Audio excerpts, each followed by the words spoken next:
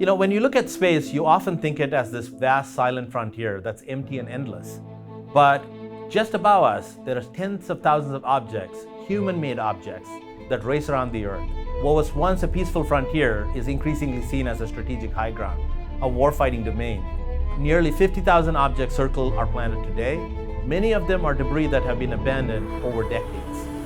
Imagine everyone abandoned their brand new cars by the side of the road once they ran out of gas and then took up a brand new car. That's what we've been doing in space for the last 70 years. We launch new rockets every day, and these rockets have to weave through this invisible traffic. A single collision could set off a chain reaction, turning space into a dangerous debris field. These orbits hold satellites worth tens of billions of dollars, and they power everything from navigation, your GPS, your communication, your banking, even what you see on your phone. Yet space has no borders, no laws, no traffic, no cops. Nobody is guarding these vital assets spinning high above our heads.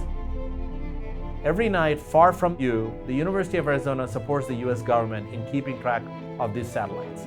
Our students, staff, faculty, and researchers scan the sky, and they turn these faint points of light we get through the telescope into real-time information that protects our national security assets. Using a global network of telescopes and AI-powered system, they detect threats and keep watch over this unpoliced domain. Quietly, every night, they give our nation the awareness it needs to keep our satellites in space safe and secure.